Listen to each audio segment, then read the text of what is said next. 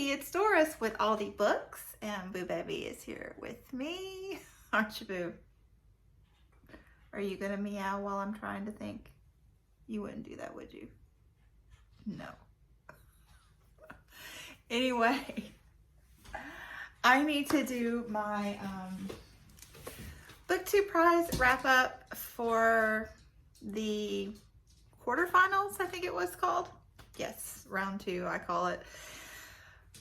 Because, you know, everybody else has already done it, I think. And also, I've started reading the books for round 3. I'm judging nonfiction this round, and I just finished my second book and have basically had to mop myself up off the floor after finishing it. Oh my goodness. And the first book, you know, wasn't much different. The emotional trauma is real from reading these books. If you have checked out Group B for the nonfiction round for the semifinals, you will know possibly what I'm talking about. Oh my word. So anyway, look at this lighting. I feel like I need to put on my sunglasses to film this video. Anyway, we're just gonna go with it. I'm gonna try to make this short and sweet because, yeah, I'm a train wreck emotionally right now. Anyway, so I don't even know what letter of the alphabet I read for the quarterfinals. Y'all will figure it out when you see the books. So anyway, it was fiction. I do know that. Oh my goodness. This hasn't started off well, has it? Anyway, so when I got my list of books that I needed to read, happy day, I had already read 2. So prior to the round starting, I had read The Dutch House by Anne Patchett and Lost Children Archive by Valeria Luiselli. So yay. I thoroughly enjoyed reading this one. I actually listened to it on audiobook. Hello, Tom Hanks narrating. So normally I do not listen to audiobooks or last year I didn't listen to any audiobooks because I wanted to have a level playing field, and I typically don't do well with literary fiction on audiobook. However, this was an exception the other way. Like, I worry that I enjoyed it more because I listened to it. And typically I get the most out of books thematically, and this one I actually just enjoyed the process of being in the story. So that was, you know, cool. And then this one I also enjoyed reading. I buddy read this with some people, and like I said, I enjoyed it. However, it had some flaws that kept me from loving it as much as I thought I would, because this is not exactly an immigrant story, but people dealing with their thoughts on the immigrant story in our culture right now, this day and time. So it deals with themes that are, you know, hit very close to home for me, and I really appreciated that about it. I thought the writing was beautiful, but there were a couple spots where it was overwritten, and then, you know, the way it was put together, it's a little more experimental, and I didn't think it quite gelled across those experimentations, if you will. It didn't hold together for me. And then some of the characters' motivations and plot points toward the end fell through a little bit for me. So a little bit flawed, but it said a lot. I really appreciated that. So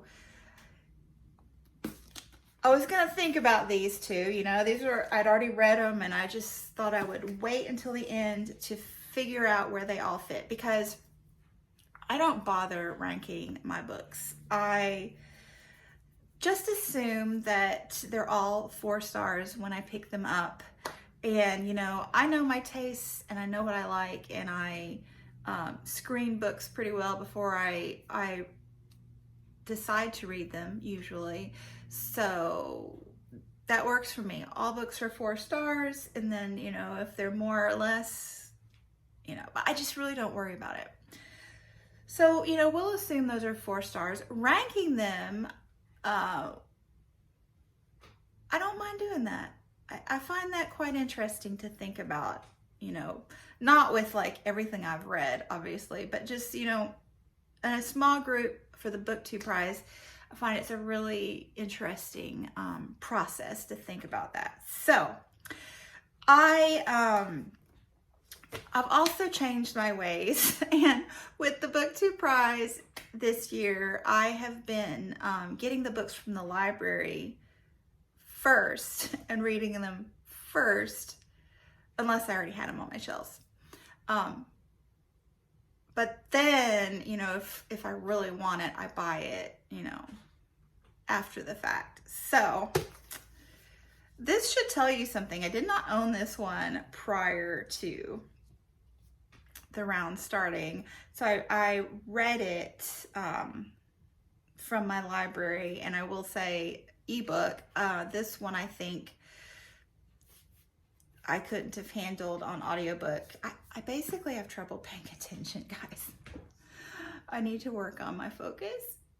Anyway, I had heard so many mixed things about this book. Some people gushing about it, some people not really getting along with it. So I guess this is one of those you love it or hate it maybes.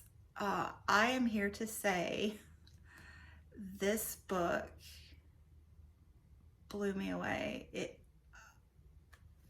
I'm basically speechless. It was so beautiful. And I've heard people say that, you know, it didn't connect with them emotionally. And I think this book really made me think about and realize that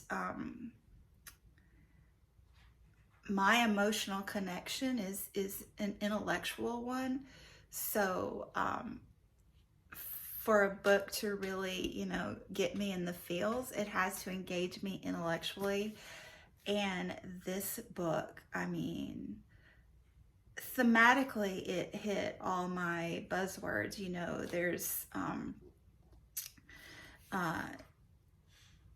immigration and family and relationships. There was drug abuse in here, and I kind of worried about that one initially because, you know, that's something that's kind of painful for me to read about. And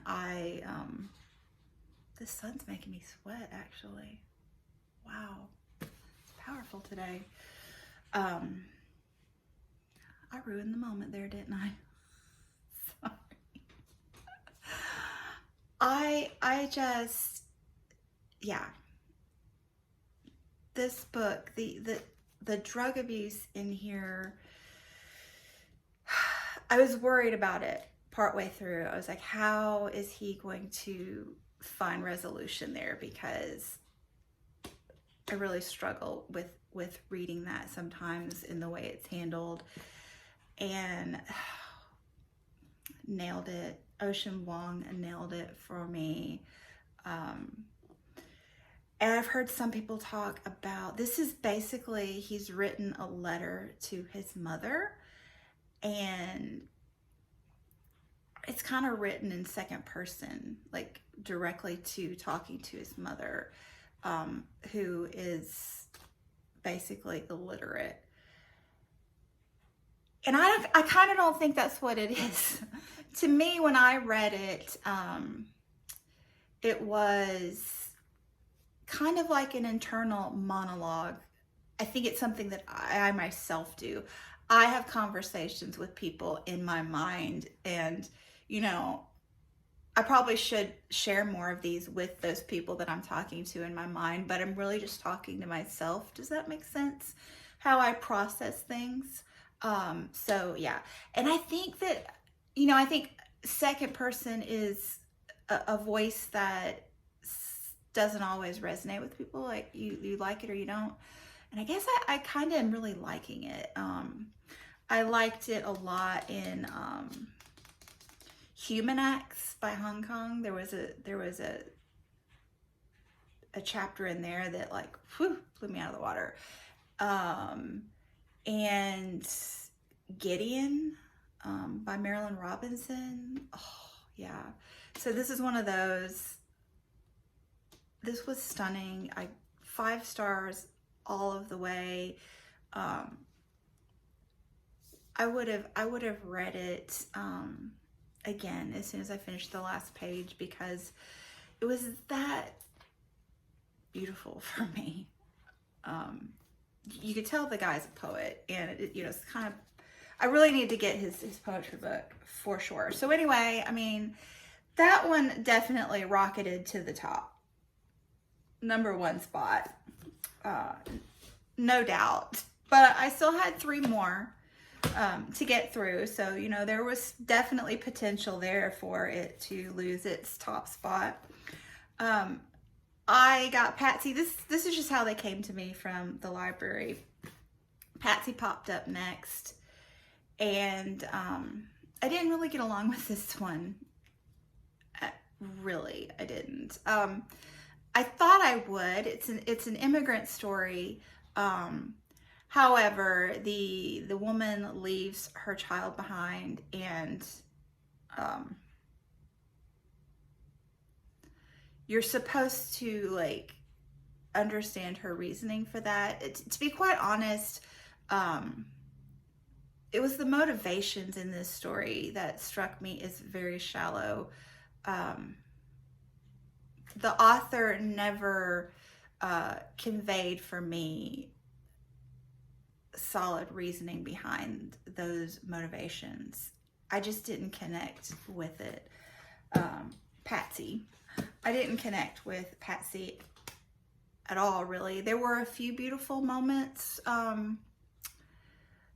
mostly, before she left Jamaica. I believe it was Jamaica, with her best friend. But yeah, a lot of selfish motivations that I just didn't connect with. And I didn't really connect with her. She spent like 40 years making these poor choices. And then it was somebody else that rescued her. So, I mean, yeah, that's reality, rescued. But the last 5% had a nice resolution for me, but it was just hard. The length of the book, it needed an editor. It was a 400-page book, and I felt like for the material she covered, a more standard 300-page book would have been much more optimal. Yeah, just didn't do it for me. It dropped into the last position, and like I said, most books I would rate a 4-star, even if I didn't personally connect with them. But that one was flawed enough. I probably would give it a 3 if I was going to bother. So I kind of assumed that, being that we're in round 2, most of the books that I wouldn't get along with are probably already out of the running. So I assumed that Patsy would be my number 6 spot. However, I was wrong because the next book I picked up, I had read all the ones that I had gotten from the library. I was waiting on one, so I picked up the other one that I had on my shelf that I hadn't read yet. And this was one that I was really looking forward to because I had read one other book by this author and thoroughly enjoyed it. And I had heard great things about this one, and the plot was intriguing, and I didn't get along with it from page one. Holy Hannah. So, Frankenstein by Jeanette Winterson. I really loved her memoir. Was it Why Be Happy When You Can Be Normal, I think? Something, yes, I think that's what her memoir is. But, oh, here's a list. Is this a list? Where is that book? It must not. Oh, there it is. Why Be Happy When You Could Be Normal? Yes. So I loved that one. It was so good. This one, I mean, it's just what it says it is. It's a dual timeline. So the one timeline is Mary Shelley and the short time period when she was writing Frankenstein and her relationships during that time period. And then the other timeline is a somewhat futuristic timeline with a lot of like artificial intelligence. Yeah. So this book is focused on sex. I'm speechless. I'm just made the connection with the 3 X's there. That is clever. That's very clever. I'm not smart enough to have gotten it until now. But anyway, yeah. So I was wanting to get along with it, with the Mary Shelley part. I thought that was interesting, but they were really focusing on sex. And there was a scene where she was describing her own body as she was walking naked in the rain, and it was very melodramatic and poetic, and I was laughing like a nervous 12-year-old reading it.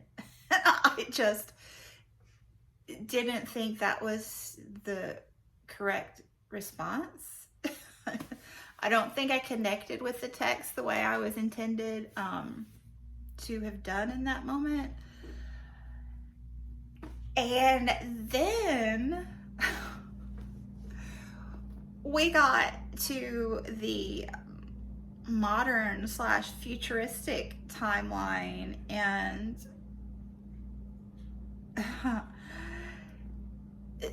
there was a woman at this I guess it was a sex toy convention. I don't remember. But there was this woman who was complaining to the people putting on this convention because she had accidentally uploaded a picture of herself having an orgasm while holding a vibrator. And I think I was supposed to laugh at that, but I was completely scandalized. It took me a while to recover. So, what I'm saying is this wasn't the book for me. And it took 6th spot. Yeah. So anyway, mercy.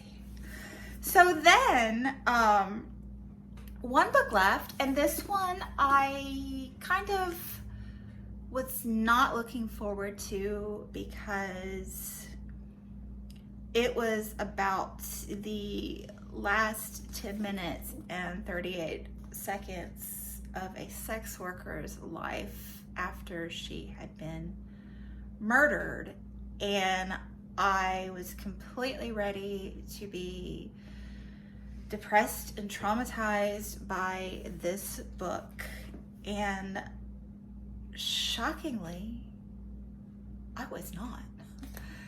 this book was engaging from page 1. I fell in love with the characters. I just really was entertained by it and appreciative of it and enjoyed every minute in these pages. Yeah, it's set in Turkey, I believe.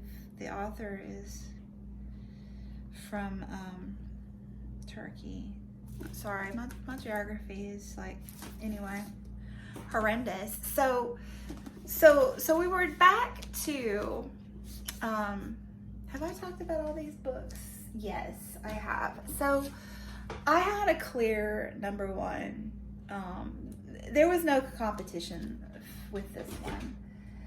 And I had clear 5th and 6th. Like, I knew those 3 immediately, like as soon as I, even before I finished, I knew with those.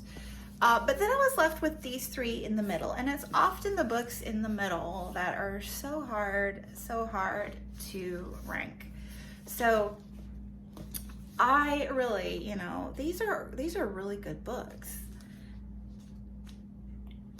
Ultimately, I decided that since this one didn't come together for me completely, I just made the assumption it should be in 4th place. So I did that.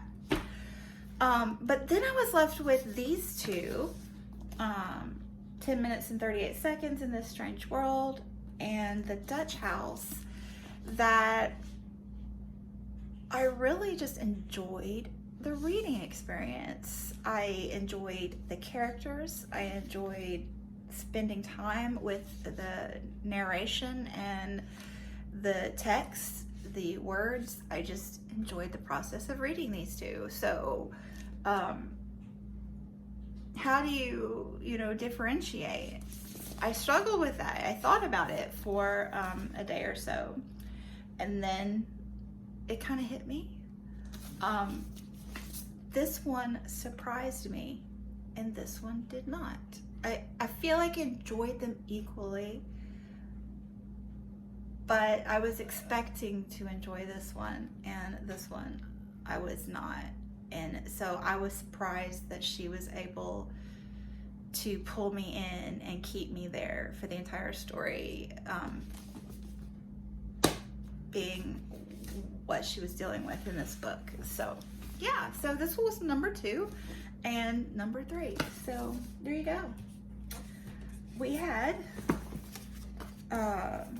Frankenstein in number 6, Patsy in number 5, Lost Children Archive number 4, Dutch House number 3, 10 minutes 38 seconds number 2, and On Earth We're Briefly Gorgeous number 1.